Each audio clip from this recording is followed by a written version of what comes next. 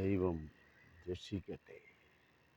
പണ്ട് എന്തായിരുന്നു കോട്ടയിലും ദിവയിലും അട്ടപ്പാടിയിലുമൊക്കെ ഈ പ്രപഞ്ചത്തെക്കുറിച്ച് പറയാൻ ആർക്കുമില്ല.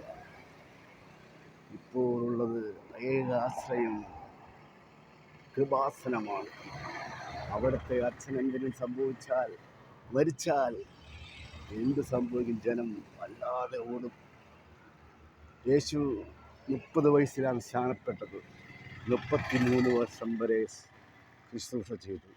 ദൈവത്തിൻ്റെ പുത്രനാണെന്ന് അറിയാൻ വേണ്ടിയിട്ട് ദൈവം അത്ഭുതങ്ങൾ കാണിച്ചു. ബൈബിളിൽ പറയുന്നുണ്ട്, അത്ഭുതങ്ങളാണ് നിന്നുപോയി.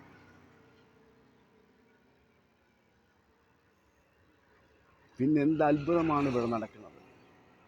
കള്ളക്രിസ്തുമാർ നിങ്ങളെ വഴിതെറ്റിക്കുമെന്ന് ബൈബിളിൽ പറയുന്നുണ്ട്.